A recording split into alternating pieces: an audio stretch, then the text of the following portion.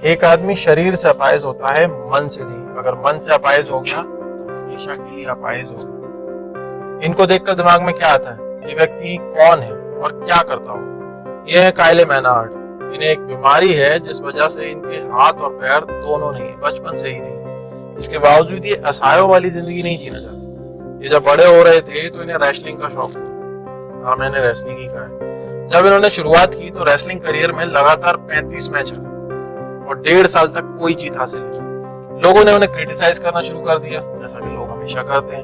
लोग उनसे कहते थे कि कायले मैनार्ड जिसके हाथ पैर नहीं होते वो कभी कोई रेसलिंग मैच नहीं जीत सकता। यहाँ तक कि कायले के पेरेंट्स ने उन्हें रेसलिंग क्विट करने के लिए बहुत बार बोला, लेकिन कायले ने अपने बिलीफ सिस्टम को लोगों के बिलीफ सिस्टम से ऊपर रखा और उनसे ज्यादा स्ट्रॉन्ग बनाया। 35 मैच हार जाने के बाद कायले को उनके करियर की पहली जीत आखिरकार मिली। लेकिन क्या होता है कि इसके बाद में भी लोग मानते नहीं हैं। लोगों ने उन्हें उनकी इस जीत को फ्लूक बना दिया, फ्लूक बोला, उनको डिमोटिवेट करने की बहुत कोशिश की। लेकिन क्या हुआ, कायले मैनार्ड अपने बिलीफ सिस्टम को इतना स्ट्रॉन्ग बना चुके थे कि उनको उनकी लोगों की इस बातों से उन पर कोई फर्क नहीं पड़ा और उसके बाद उन्होंने कभी भी पीछे मुड़कर नहीं देखा।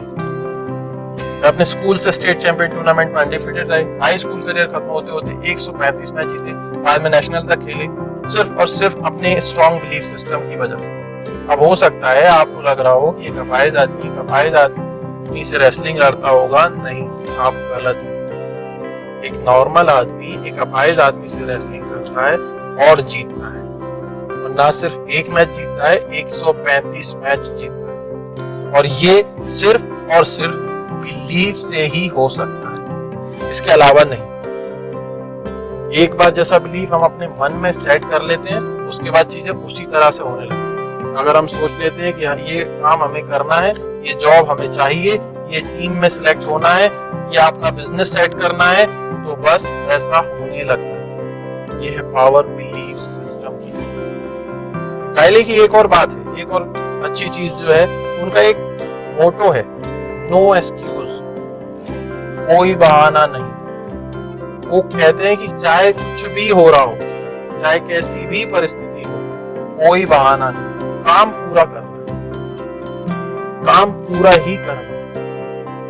और ये सिर्फ अपने स्ट्रॉन्ग बिलीफ सिस्टम की वजह से ही किया जा सकता है। हम अगर किसी काम को करना चाहते हैं और उसका यकीन हमें पूरी तरह से, और हमें पूरा यकीन है, तो हमें और लोगों से, जो बाहर के लोग हो सकते हैं, कोई रिलेटिव्स हो सकता है, उनके बोलने से, उनकी बातों से हमें फर्क नहीं पड़ना चाहिए। हमारे सेल्फ बिलीफ सिस्टम पर कोई इसका फर्क नहीं पड़ना चाहिए। और अगर हमें फर्क पड़ रहा है तो यकीन मानिए कि हमारा बिलीफ सिस्टम कभी इतना स्ट्रॉन्ग नहीं हुआ है।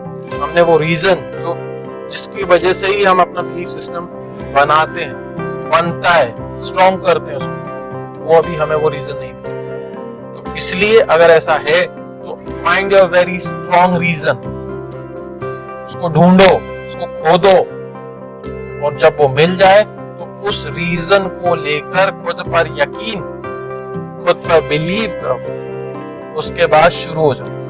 फिर चाहे वो किसी एग्जाम को क्रैक करना हो, किसी फील्ड में खुद को एस्टेब्लिश करना हो, या दुनिया का कोई भी काम हो, वो हो जाएगा।